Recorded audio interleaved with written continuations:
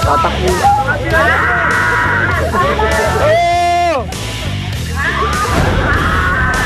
Hindi na kinaya ni Lemuel ang bigat ni Ate Shawi.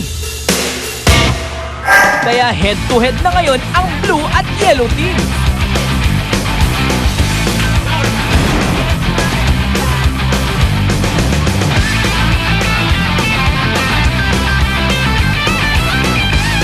Okay, my prediction came true na si Hideo may kalaban ko last at hindi bibitaw yun.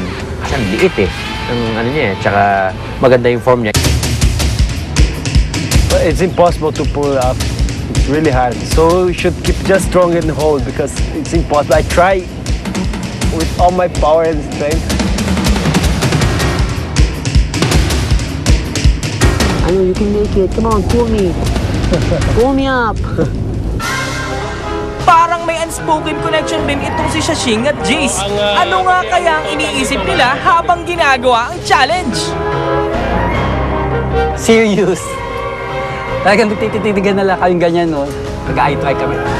Ganun na lang kami dalawa. Para magkaroon lang ng extra power. Ay! Ay! Sinubukan lang. Joke ka lang ni Jay. Si Betty. So yun, the whole time, hawak-hawak ko siya. Nagko-concentrate talaga ako na parang ang sakit-sakit. Hindi siya masakit dito, masakit siya dito. Sa may part. na nga bigla. Dito, tapos dito. Torture na. Torture. Ayan nyo yan, guys. Come on. Natatakot, siyempre.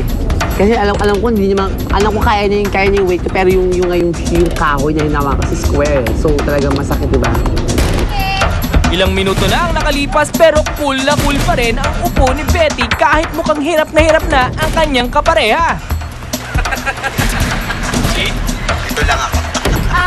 Kasi the more na nakaganong ka, the more na tumaga yung weight mo, lalong gumagan, lalong didiin. So instead na pag ganon, maglilit ka talaga para medyo ano.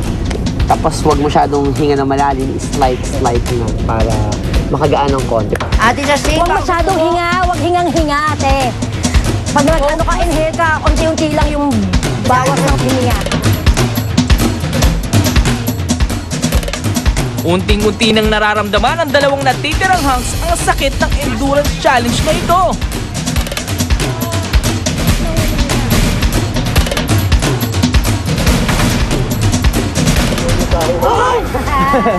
Kailangan talaga hindi ka mabigat dito. Baka gusto mo tanggalin natin yung lashes. Eyelashes mo para hindi makadagdag sa bigat.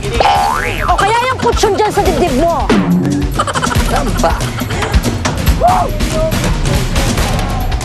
Oras na para i-level up ang challenge ni Lola. Ito na ang twist sa final endurance challenge. Dahil pareho kayong malakas, ang gagawin natin na nakalipas mahigit 5 minuto na yung nakalipas Ang gagawin natin ngayon ay isang kamay. Ayun, he's using one hand na. One hand, dapat sabay kayo, one hand. Okay, there you go. And then yung isang kamay, pag ganyan. No, just kidding. Okay lang. Oh, 2 hands. He's using it. Okay, you can use it also. Okay, go. One hand. Kakayanin kaya nila. Isang kamay. Ano ka ba? Left-handed, right-handed? Yan ay last position, ha? Okay, yan na. Wala nang palitan. Ay, nadudulas na. Hindi pa na lumipat? Hindi pwede lumipat. Hindi. Bawal sumandal sa rope. Bawal yung kamay sa rope.